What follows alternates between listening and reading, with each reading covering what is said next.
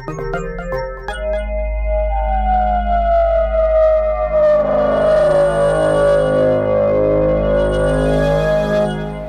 there guys, I'm Chris Bowden with the Geek Group, and today we are back at our favorite hardware store, Riley's Ace Hardware in Grand Rapids, where once again we're doing aisle engineering on our Tesla Coil project with Billy. Today we're going to be building the main base frame, so we're here and it's time for aisle engineering. Now, aisle engineering is what you do when you're in the aisle at the hardware store and you're trying to figure out what parts you need to do what you're trying to do. So the first thing we have to find is a suitable plate material for the top and bottom. Now, one of the best plate materials is actually ultra-high molecular weight polyethylene.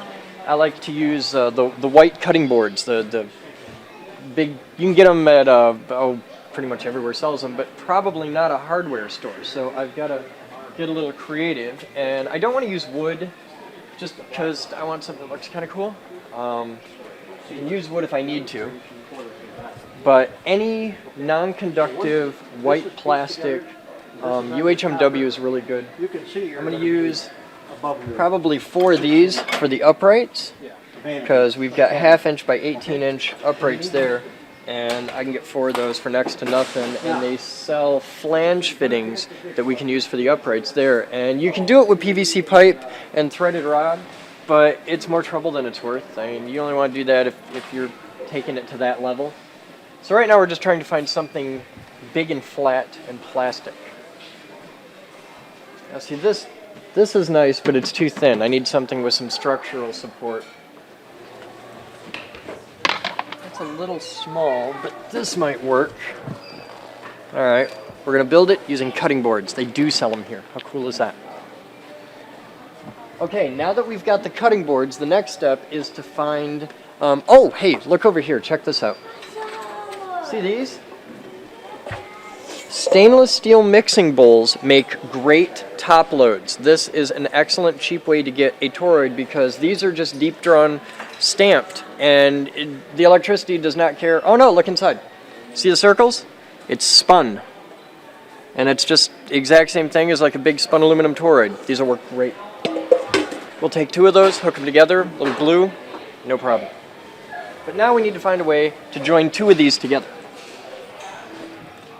Alright, now I found all the plumbing stuff, and I found shorter nipples, so we might end up going with these instead. They've got 3/8 inch nipples, which are much smaller and more appropriately sized for what we're doing. So I've got 3/8 inch nipples. Now I have to find a fitting that looks kind of like this, but in a 3/8 size. Otherwise we're going to have to run adapters, which will kind of bite, but if we have to, we can. So we're looking for flanges in the smallest sizes we can get. Ah, right here. They're galvanized, so they're different. But I don't care. Alright, here, I'm going to put these back.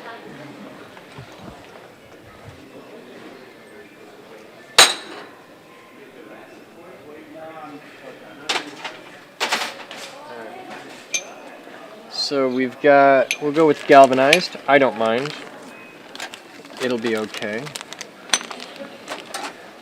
3, 4, 5, 6, 7, 8. They have exactly how many we need. Alright, so we've got 8 flanges, 8 pipes. Now we just got to find bolts to fit.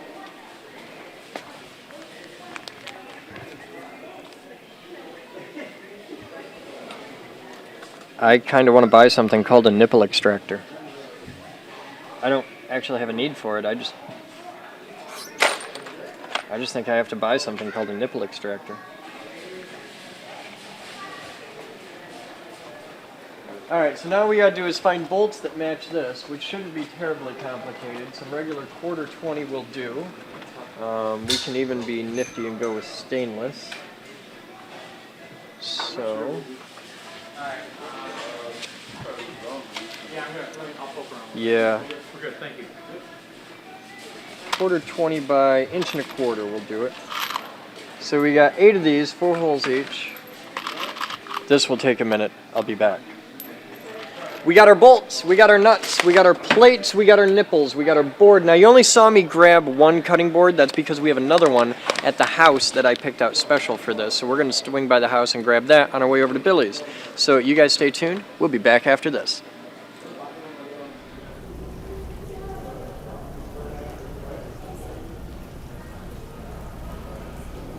No smoking? No problem. Volcano.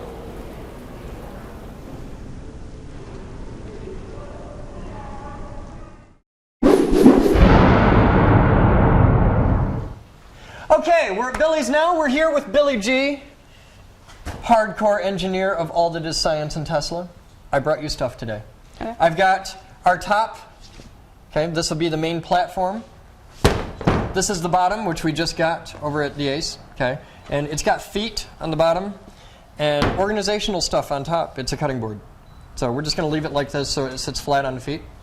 And we have these, which are sealed safely for your protection. Okay, and we're going to bolt these down like that. And then we're going to put, this is called a 3/8 inch nipple. Those will go in there. And then we'll have another one of these on top, and then we'll bolt that to the top of it. And that'll be the base of our Tesla coil. And then we'll put things like the NST and the gap will mount down here. And then on this, we'll mount our piece of pipe and then our primary coil form. So that'll be the next video. But today we're going to make our base. All right? All right. And I got all of the hardware to do this. And this was actually the expensive part, was getting all the nuts and bolts to do it. So, are you ready to rock out? Yeah. All right. It starts by marking where we're going to put these. I brought, and you've got to get one of these, stainless steel Sharpie. I've seen those at school. People have got those. Those are awesome. We just found them. They're like the ultimate in hardcore. So we're going to mark on the bottom where we're going to put these. So start opening these up.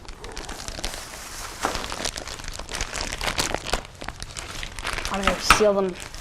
Yeah, they're pretty good with the packaging. Hey, Billy? Yeah. I bought you a Swiss Army knife. You already got me one. Huh? You already got me one. Yeah, I bought you a Swiss Army knife. You can use it to open All it. right. I'll choose the Gerber. It'll be a little faster.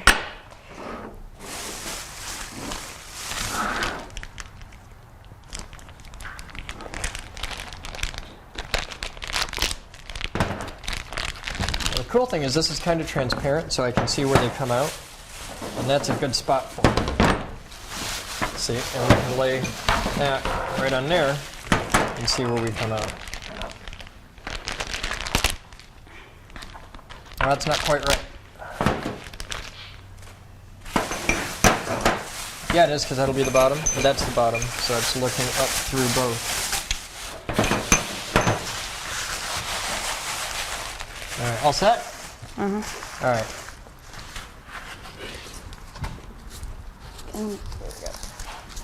All right, now we've got, I'm just going to get this roughly centered, like that. Now I've got this laying on top of that, and we can use these to mark our holes. We just trace around them.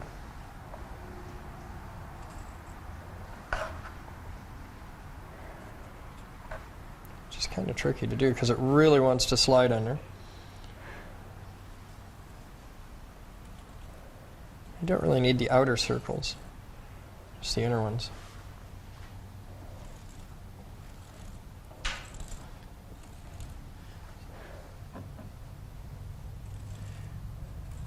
You can move it around all you want until you trace that first circle, and then you're kind of committed.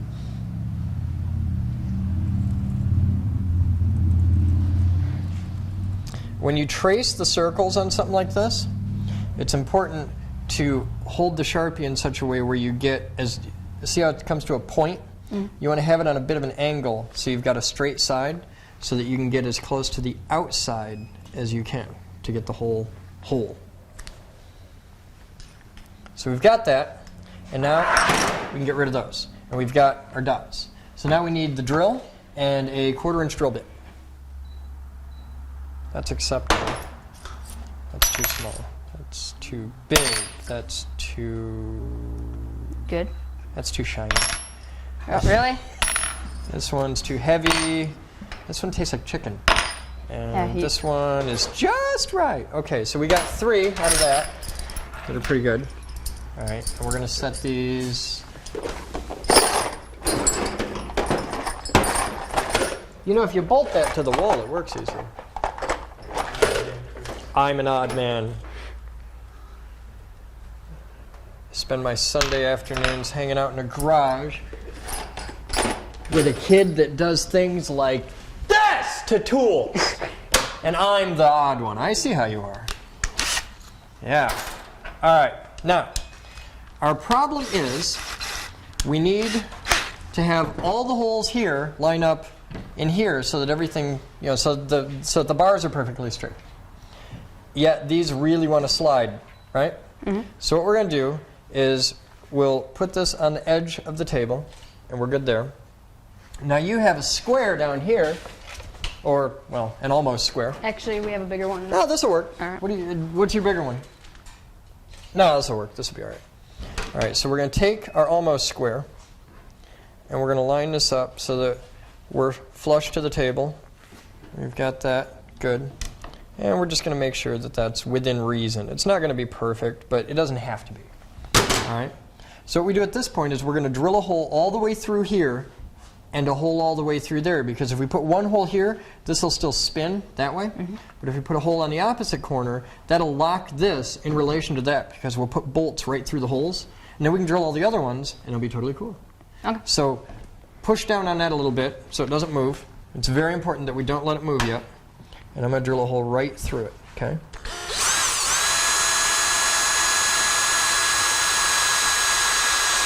I'm going to put my tie over my shoulder, or hang on a minute.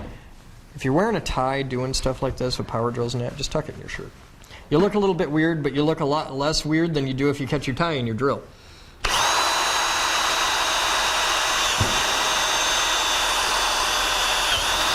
Okay, so at that point we're all the way through. So we take the bolt, and we'll just set the bolt right in there. Now I got to go over here, so trade me sides.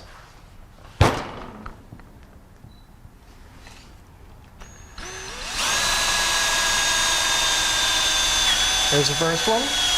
There's the second.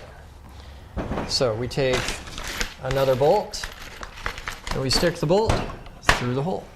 Now at this point, I think we can just leave them like that. It might shift a little bit because they're not perfectly sized, but I think we'll be all right. So, shall we drill? Sure. Okay.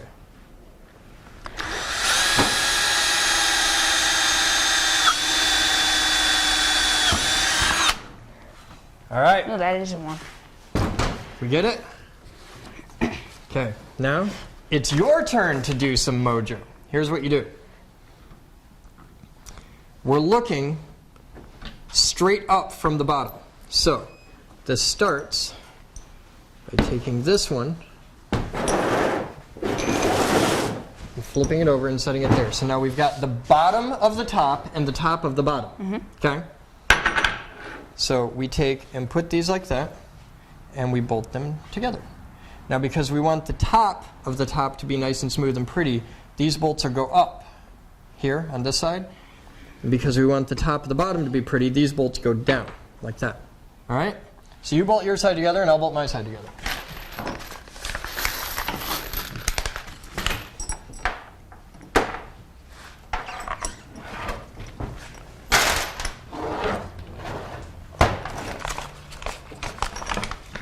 Okay, so we've got everything bolted together on the top plate. Now I want to take a minute and remind you, when you bolt this together, you have to do it in a very specific order. You can drill all the holes at once, and you have to, or they won't line up right. But after that, you want to bolt one side. It can be the bottom or the top. We're doing this top down.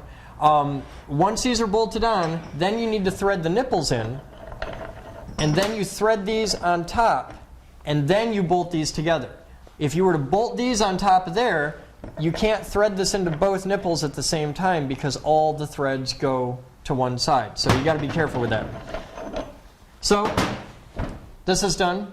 Now our next step is going to be to put those in. Now we've got this done. Now you'll notice we marked a little F here. Mm-hmm. So that's the front. I also marked and F on the other one. And if everything's perfect, all these holes should perfectly, look at that. See, they all line right up. Now, what we do is we take 2 of those, and I'll take 2 and just screw them right in. Do we have to make sure that any of them face the right way? No, and they don't have to be super tight, just get them nice and snug, because once we put this together, you'll never be able to tighten them or loosen them again without taking it completely apart. So you don't have to worry about them falling apart or anything. This one's kind of wonky. Do we need to oil them? No. No. How much tight do you want them? Nice and snug. As tight as you can get it. Oh. You don't have to like reef on it, but nice and snug. You can check that, make sure it's good. Yeah, that's good.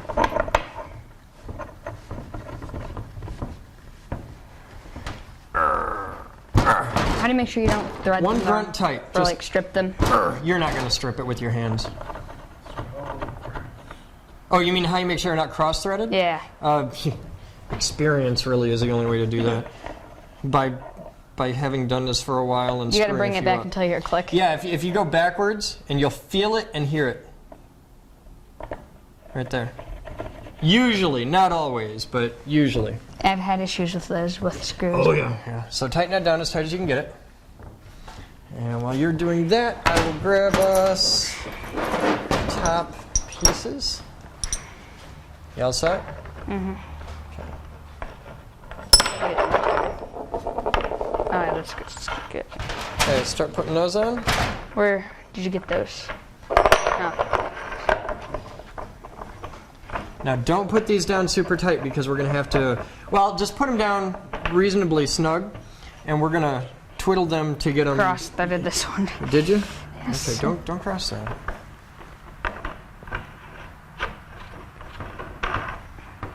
I like how they're not really flat. Like as it goes on, you can see it wobble. How come this is not going? It gets stuck right there. Get stuck right there? Mm-hmm. Are they supposed to go through almost all the way? No, it's a pipe fitting, so it'll probably be flared a little bit. I think pipe threads usually are a little flared, so it's like the male is like tapered like this. Mm-hmm. Instead of just being a straight thread in, like a bolt, they're threaded that way, so they'll bind up after a ways, but I would imagine it'd be farther than that. I'm not going to worry about it. It's on there. Okay, now we have the hard part. We've got our front, okay, and there's feet, so we know we're on the bottom, right? So we've got... Okay, now this is our bottom, and that's the front, and there's feet, so we know we've got the bottom. So if we line that up like that, now we have to turn the bottom thing to get the holes to... Nope, sorry. Hey, you know the easy way to do this? For the first one, watch. We'll just put this in like that and turn it until the holes line up. Yeah, you're off by a mile, but watch. If I take these 3 bolts, put nuts on those. Grab 4 nuts. And start putting nuts on these bolts. No, my bolt's over here. Oh, yours? Yep, because once we get them on, we can turn the whole thing. Give me a nut. Thank you. We can turn the whole thing using this as a wrench for the first one. Another nut. Thank you. Okay, now we can take this and we tighten these all down finger tight. Oh, I see how it's Now we can just spin this right around, doop, and there we are. And now, oh, that's a really hard one. I should have done it on this one. Should put lubricant on them too. I don't know that would have helped all that much. Okay, this is gonna need a little bit of muscling to get them just right. Okay, give me another bolt. All right, I'll pop them through. You put nuts on them, okay? Okay. All right, so there you go. We've got it bolted together. We backed everything up. We had to get a wrench. So when you're doing 1/4-20, if you need a wrench for your nuts, the wrench size will be 7/16, and you don't need a deep well socket if you only use 1 1/4 bolts. So we've got it bolted together. The next step will be to put feet under it, because we don't want it to sit on these, and we want to make sure we can get it level. And because these are all threaded together, they're never going to be perfectly level. You just never happen. So we'll get it level, we'll get feet, and then we're going to build a secondary mount. So what we'll do is, for the secondary, since secondary will be a piece of pipe, we'll get just a cap. You can get the slip over end caps for pipe, and we'll bolt that down right here, and then the secondary can just sit on there, and then when you want to move it, you can just pop that right off. Yay! And we'll do the primary, which will be 1/4-inch copper tubing, and we're going to hold that down with zip ties, because we've got our mounts like this. We can have a line of zip ties off here and a line of zip ties off here and hold our primaries down. And we won't get any arcs from this.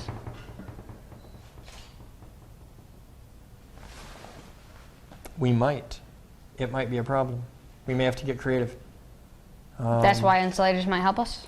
Well, our problem would be in having turn-to-turn arcing, because the primary is going to go around us in a circle, and these might cause arcing. But what we can do is replace these bolts with nylon ones. You can get plastic bolts. For high voltage? Yeah, they use them for all kinds of stuff, but we could use nylon bolts here, and they wouldn't conduct electricity. And it wouldn't arc through the plastic, it'd just be a huge capacitor. Yeah. Well, there's so little capacitance here, it'd be totally not noticeable. But we'll look into that. We'll see if that's a problem. We might just elevate the primary a little bit, so these wouldn't be a problem at all if we elevate the primary. And I think that's probably the route we'll take, because the turn-to-turn voltage on the primary isn't that much. And if we elevate the primary an inch, we're totally cool. Yep, there you go. There's your Tesla Coil. Yeah, oh, hang on. Needs a breakout point. There you go. Now, we're hardcore. So that's it this week. We have something now. It's not just parts. We actually have the tangible thing that will bring it all together. All right? So you guys have fun. Billy and I will be back next week for the next episode in how you can build a Tesla coil at home, in your garage, out of household stuff. This is nothing more than 2 cutting boards and some 3/8 pipe nipples and some closet flanges. And that's it. It's simple. You can do this at home. I'm Chris Bowden with the Geek Group. The awesome guy behind me is Billy G. And we'll be back next week. That's it.